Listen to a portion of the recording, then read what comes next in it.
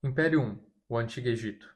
O Antigo Egito começou a se organizar às margens do rio Nilo por volta de 3100 a.C., quando as regiões do Alto e Baixo Egito passaram a ser governadas por um único líder.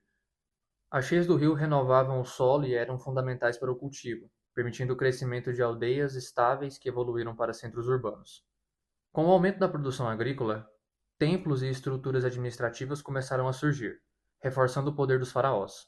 Durante o Antigo Império, projetos grandiosos se tornaram comuns, e as pirâmides foram erguidas como túmulos monumentais destinados a preservar a eternidade dos governantes. Durante o Império, o Egito viveu um período de reorganização e abertura econômica. Caravanas passaram a cruzar o deserto levando bens para regiões vizinhas, enquanto embarcações percorriam o Nilo e o Mar Vermelho. Esse dinamismo trouxe riqueza, mas também atraiu invasores que enfraqueceram o poder central por certo tempo. No novo império, o Egito atingiu seu auge militar, econômico e territorial. Faraós expandiram fronteiras, garantiram rotas comerciais e ergueram templos monumentais que demonstravam força e estabilidade. Os carros de guerra se tornaram símbolos da supremacia egípcia sobre os povos vizinhos. O declínio ocorreu de forma gradual, com invasões sucessivas de povos estrangeiros. Assírios, persas, gregos e, por fim, romanos assumiram o controle político do território. Mesmo dominado, o legado cultural egípcio continuou vivo através de sua arte, arquitetura e tecnologia, influenciando sociedades posteriores. Império II, o Império Persa. O Império Persa surgiu com a ascensão de Ciro, por volta de 550 a.C., unindo tribos persas e medos sobre um único domínio. Em poucas décadas, conquistou vastos territórios que iam da Ásia Menor ao rio Indo, formando um dos maiores impérios da antiguidade. A administração persa se destacava por sua organização, satrápias governadas por sátrapas, uma rede de estradas e um sistema de correios que conectavam todo o império. A política de respeito às culturas locais e o uso de línguas e moedas diversas facilitaram a governança dos povos variados. Persépolis e Passárgada eram centros de poder e cerimônia, com palácios, relevos e salões, que simbolizavam a autoridade real e a diversidade de povos do império. A religião zoroastriana e rituais cortesãos ajudavam a legitimizar o título do rei como Rei dos Reis. Os conflitos com as cidades-estados gregas, especialmente durante as guerras greco-persas, testaram os limites militares e logísticos do império, expondo fragilidades em campanhas longas. Décadas depois, a invasão de Alexandre o Grande aproveitou divisões internas e derrotas pontuais, levando à queda do Império Persa e à incorporação de seus territórios no mundo helenístico. Império III, o Império Romano. Roma originou-se em uma cidade-estado da Península Itálica e, ao longo dos séculos, transformou-se em uma república expansionista que depois deu lugar a um império centralizado. Suas conquistas criaram uma rede de províncias ligadas por estradas, engenharia e uma administração legal que permaneceu como referência por milênios. A administração romana combinava direito, cidades organizadas e obras públicas, como arquedutos, estradas e termas, que integravam o império e melhoravam a qualidade de vida urbana. Cidadania, comércio e circulação de ideias contribuíram para uma romanização gradual das elites locais. A transição da república para o império concentrou o poder nas mãos dos imperadores que combinaram carisma, força militar e propaganda pública.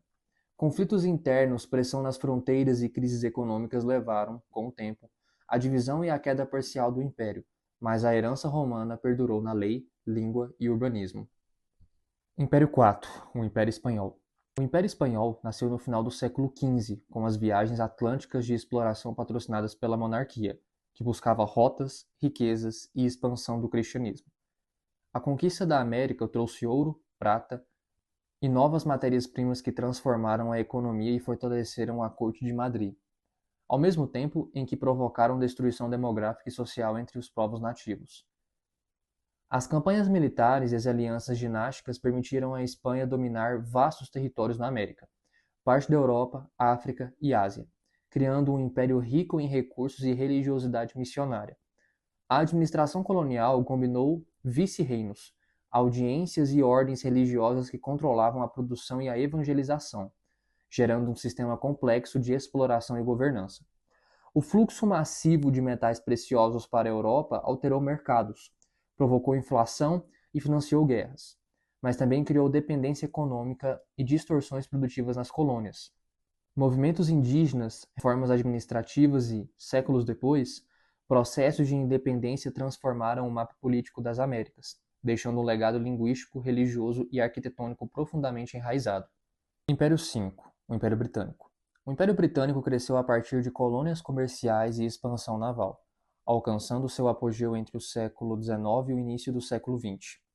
Quando territórios em todos os continentes ficaram sob influência direta ou indireta de Londres, a industrialização, a marinha dominante e instituições administrativas modernas permitiram o controle de rotas, recursos e mercados em escala global.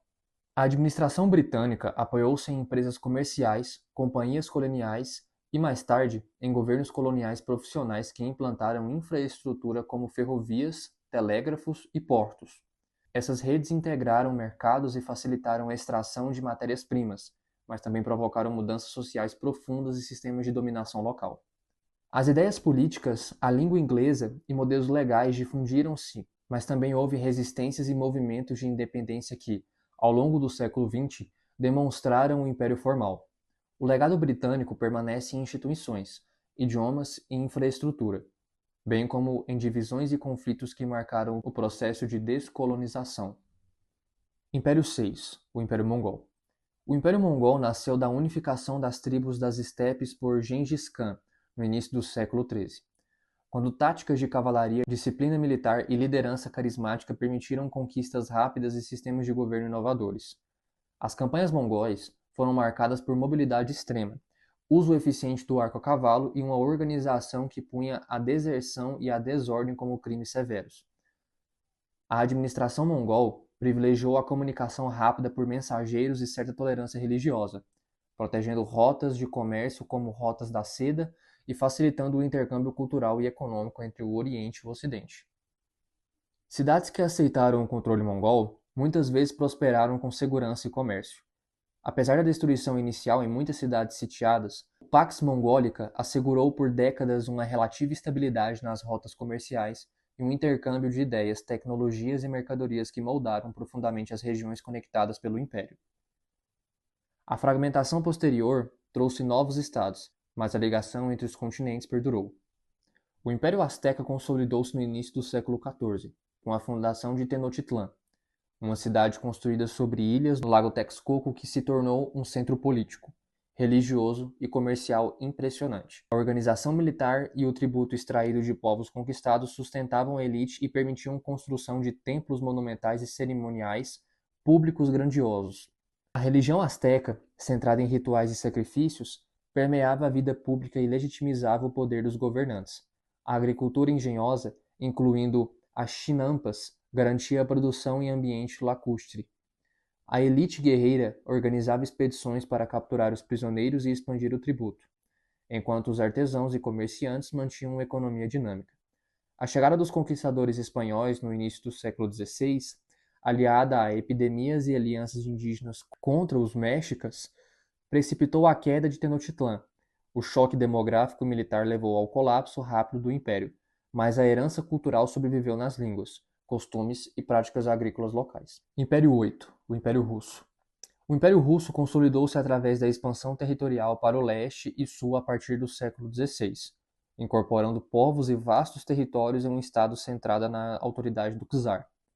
A política expansionista, a cristalização de um serviço militar e a colonização de regiões frias e remotas foram marcas do crescimento imperial. O Estado russo passou por processos de ocidentalização, reforma e centralização em diferentes momentos, notadamente sobre governantes que buscavam modernizar exércitos e administração ao custo de tensões internas e desigualdades sociais profundas.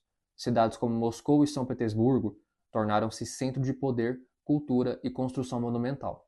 A presença russa na Europa e na Ásia, as vastas reservas de recursos naturais e a construção de um aparato militar e burocrático fizeram o império uma das grandes potências até o início do século XX, quando conflitos internos, guerras e revoluções levaram à sua transformação política radical.